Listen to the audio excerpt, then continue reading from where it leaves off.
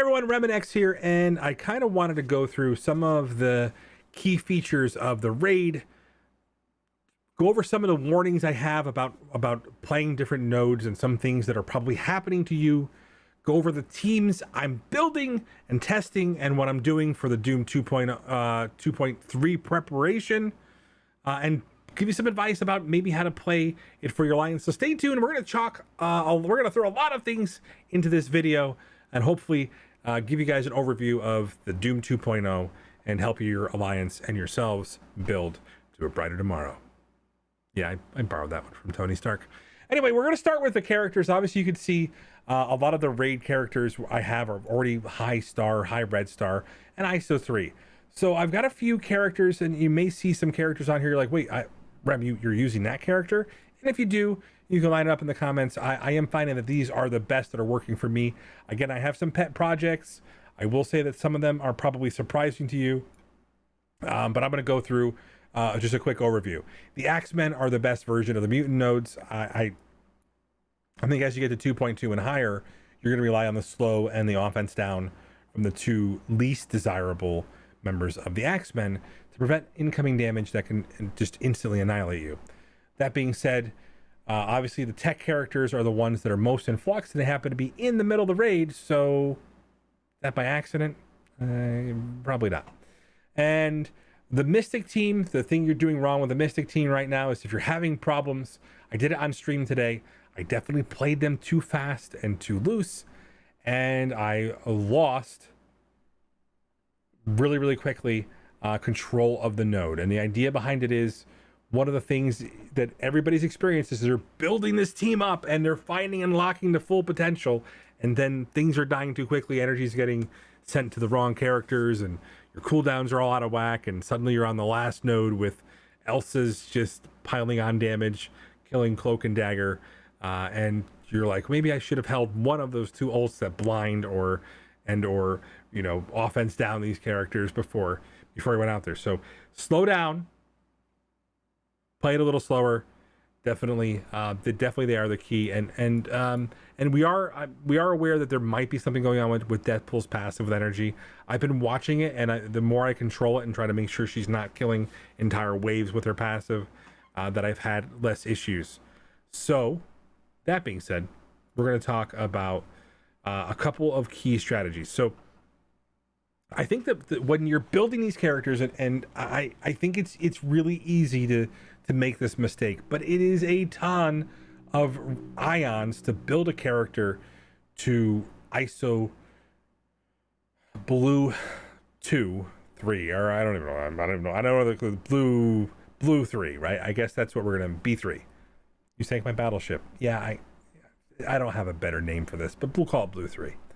And if you're building the blue 3 and you're not at 2.2, you're probably holding yourself back, because potentially there may be other characters coming to the game or characters that you need to bring up on your roster. So you want to just basically bring it up at the very basic level to overcome what you need to overcome. The rewards are geared in such a way that you don't have agency. There's a lot of RNG that'll play into the components, and the ions are going to hold you back unless you're willing to throw money at the problem. Next piece of this puzzle is going to be, and you can see I've got some tech characters, and we'll highlight that. The fact that I'm looking at her basic and the 10% target max health, and it gets better as the characters get more health. She's become one of the most exceptional characters in the game in all game modes. I was surprised by this, and so I think you have to take a look at your roster, and you have to understand that you and your alliance need to come together and work together as a team. Your T4s, your characters that you're building, and what you're focusing on, this isn't a single person game as much anymore.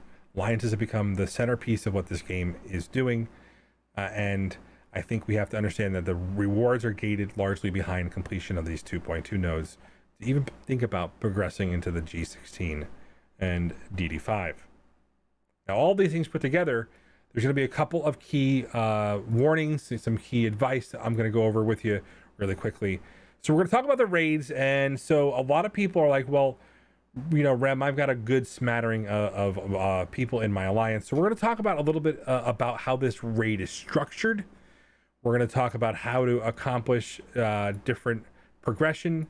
And more importantly, we're going to talk about why the raid feels bad in some characteristics. And it's going to come down to the fact that there are 5 total traits. Okay? And the hardest one we have happens to be the one that's blocking us from easily getting to the 60% mark, right? Think about that. That's not by accident. The tech nodes, not techno, tech nodes are some of the hardest, even though we have some great characters, Doom, Kestrel, to get beyond. And a lot of it comes down to being able to manage your cooldowns and kill Silver Surfer before his cooldowns come back up, and just watch as your team slowly dies. And you have not only do you not have any cooldowns, you also don't have any choice but to either use revives in your character or beg for help. So a couple of key things to consider is you don't necessarily have to have all 3 lanes done in the tech node. You don't have to progress. You can potentially send people all up one middle and bypass them to get to the other to get it done as you want to push additional progression. You could also simply do the 3 and 5. You can have 3 people on one side who are high TCP, high raid build characters, and 5 with 2 assists helping in targeted areas on the right side as you push into harder content. The thing about this is it's something you're going to want to work with your alliance on. I think I may be able to find a template for a spreadsheet that lets you insert names of your alliance, so you can actually break down what characters they have that should be at ISO Blue. I'm going to work on that for you. So stay tuned. Maybe a tool that we're going to have to put into place, because I think people are struggling with what characters to bring up. And what we'll do is we'll highlight characters that are potentially the ideal for the situation, so we can help you and your alliance build towards the raids. That being said, another factor to this is, and we're going to talk about this because it's actually important, is when you get to the specifically the mutant node is one of the best examples of this. You need to be aware of how certain things work. And so one of the most important things is basically the striker. And so this is a level 5, blue 5 striker, which is doing 10% of the character's max health, which in many cases is bypassing the damage reduction from the team. So if you've ever had your bishop get one shot, it's because he got marked by one of the skirmishers or raiders and then was annihilated as a result, and doing 300 to 400k damage. It's something to be aware of, and this does happen. It's mirrored throughout the raid. You'll see some of these characters that are strikers and some skirmishers that are marking characters, and be aware that these strikers have higher health as the raid is progressing in difficulty. They're using blue ISO against us, which is no surprise, but it does increase the challenge. So you do have some ways to do that. Remember, you have a way to make sure that that you're taunting. You just don't want to have, you want to try to blind Thanos early on if you can. Hopefully that'll help you prevent those one shots that people are saying are occurring. We're aware of it. I'm not sure if it's intentional or not, but that is the way that the blue ISO works. So that being said, we're going to go another quick review of the roster. And again, my team may be different. So obviously the new Warriors and Adam Warlock and Surfer are the teams. We talk about the Mystic nodes. The skill nodes are obviously the Secret Avengers, Kestrel, and I like Shang-Chi. I'm going to be taking him to 6 Red Star very soon. See you Wednesday. And have him ready to go for the raids. The fact that he clears debuff, specifically the disrupt that's happening to the team, which means they're not getting to flex, is a big deal. So I kind of have been favoring him. He also does an incredible damage, so don't sleep on that. And then the last piece of the puzzle is tech, and tech probably feels the worst. And Lady Deathstrike has moved into position on there. I'm not sure everybody's going to have her. I was surprised at how she was surviving even at lower star. I had her at 4 red, 4 star, G13, and she survived more than any other character did. And so one thing is, if you guys haven't taken a look at my YouTube video featuring you're playing Dr. Doom wrong, it's worth taking a look at because it is going to help you, in my opinion, through the Doom nodes, especially with the fact that you're going to be pinging Kestrel using the bots with the offense up, and potentially getting the assist from Nebula, which just makes things die instantly. So do I think we have the right solution? I think we have what's called the bridge. So the Nebula / Lady Deathstrike feel a lot like Gamora and Moondragon did in the skill nodes. While they still have some use, and so we'll do 1.1. While they still have some use, they aren't the final solution in that they aren't solving the problem that you need to push it forward. I think at some point we'll be getting a tech team, but I don't think they're really incentivized to sell us one because they put it square in the middle of the raid and it's preventing you and your alliance from getting to 60%. So hopefully you can talk to your alliance and figure out, making sure you're not, ruining raid points or whatever. If you can bypass those nodes, ask permission, talk to your alliance before you decide that you guys want to do it. It's something that's collectively you guys should come up with to make sure, if you do make that big progression point, that you're not stopped and held back. Another thing to remember is if you guys are going to make any pushes, I'm going to show you guys some offers and some ways to save resources so that when you make the push for the points, that you guys will have the ability to make sure you're getting the first time completion reward. So we're gonna talk a little bit about this. And so one thing about sliders that I like is the one-time completion is pretty powerful. And when you look at the first time completion, so difficulty 3, which is out of reach for a lot of folks here, is a ton of resources. So 6 gold orbs. Gold is what everybody needs at this point in time. Now this is the big difference. 240 T4 mats. All right, you're talking about 14 blue ISO orbs, but this is a big deal. 50 green gear. All right, so that's a big deal, right? So all of these things are literally coming into play as why you may want to start pushing this. And again, it was a pretty significant at 1 and 2 as well. So let's talk a little bit about what I'm talking, what I'm suggesting here.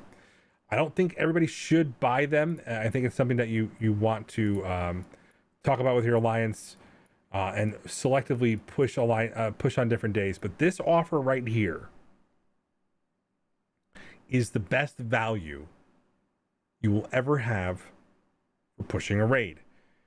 For $30, you could potentially get all of those rewards. This converts directly into energy,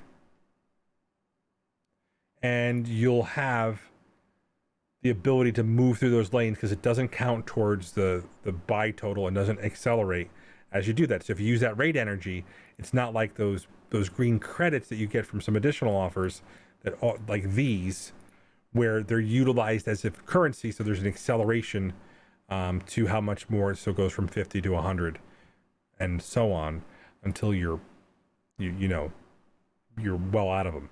That is one of the better values in the game. The other thing that you want to talk about is your challenges. So one thing about raid pushes is you should never push a raid unless you have this medical supply run either on the horizon or already in the game. And so the best time to push a raid is to launch one on Sunday. All right. And then have these ready to roll over for Monday. If you guys didn't know that, that's the best day to push raid content because you'll have the extra revives to help you through that. If you guys are pushing for a new milestone or pushing your alliance to help get better, it's Monday into Sunday is the best time because you have the overlapping of the medical supply kits here. Something that we've utilized for years, and I'm apologize for not getting that out to you guys a lot sooner. Many of you guys probably know that, but I'm going to reiterate it a few times because, Doom 2.0 probably is something that a lot of people can skip and bypass Doom 1.1, and I almost encourage it if you don't need a lot more G15 gear. Anyway, I do things so you don't have to, and I put a lot of thought into trying to make sure I can give you guys pertinent information for the Doom raids that'll help you. Hope you guys found this video useful. If you guys have any questions, you can message me in the comments or jump in my Discord. I'm here for you.